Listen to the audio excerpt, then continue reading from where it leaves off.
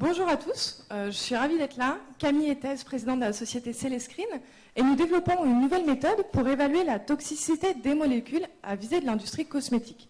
Pourquoi ? Parce que pour l'industriel cosmétique, il a d'abord une première réglementation à respecter, qui est la réglementation REACH, qui lui impose d'évaluer la sécurité pour que quand vous mettiez votre crème solaire, ça n'impacte pas votre cycle et qu'il y ait des problèmes sur votre peau. Cependant, depuis 2013, il y a une directive européenne pour la cosmétique qui interdit de tester sur les animaux vertébrés. Et donc ces deux réglementations sont en conflit, car il n'y a actuellement aucune méthode qui permet aussi bien de répondre à la réglementation REACH pour évaluer la sécurité du consommateur, mais de ne pas tester sur les animaux vertébrés.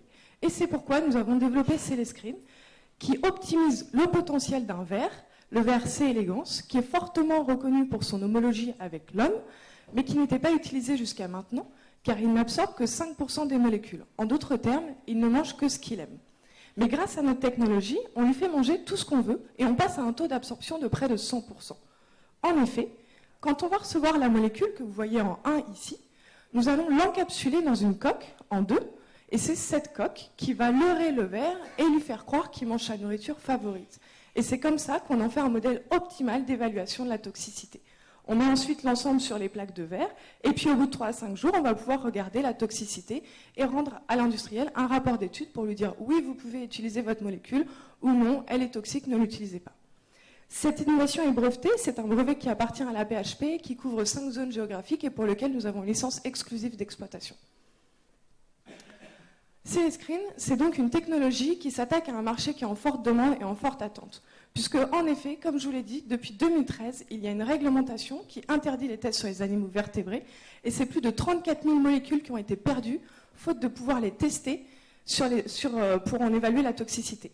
C'est donc un marché accessible qui représente plus de 300 millions d'euros en Europe.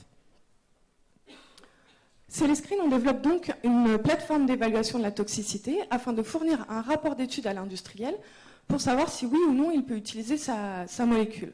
On propose 3 tests différenciants qui sont actuellement plus présents sur le marché, puisqu'en effet, les technologies présentes sont soit uniquement des modèles de peau qui permettent d'évaluer la toxicité, tout ce qui est sensibilité, irritation, etc., ou alors de la toxicité à l'échelle d'un organe. Nous sommes la seule technologie présente actuellement sur le marché permettant de répondre à l'évaluation de la toxicité d'un organisme entier. Avec ces 3 tests différenciants, cela représente donc un panier moyen pour l'industriel de 18 000 € par molécule.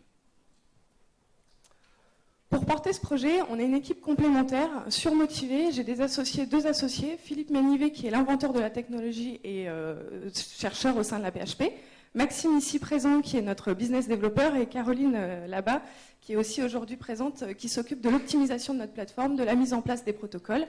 Et puis nous sommes également accompagnés au quotidien par un board scientifique et stratégique qui nous aide dans le développement et la mise en place de notre technologie. Célescreen, à 3 ans, l'objectif c'est de devenir à 5 ans le standard d'évaluation de la toxicité systémique pour l'industrie cosmétique. Pour cela, nous sommes en cours de développement avec Caroline sur les optimisations des essais. Une levée de fonds est également en cours afin de financer l'internalisation et le montage de nos plateformes pour financer un essai pilote, puisque nous avons déjà beaucoup de marques d'intérêt des industriels cosmétiques sur le secteur. Et l'objectif c'est d'avoir une pré-commercialisation dès l'année prochaine. Avec cette pré-commercialisation, une 2e levée de fonds sera nécessaire afin de financer le développement international de notre plateforme.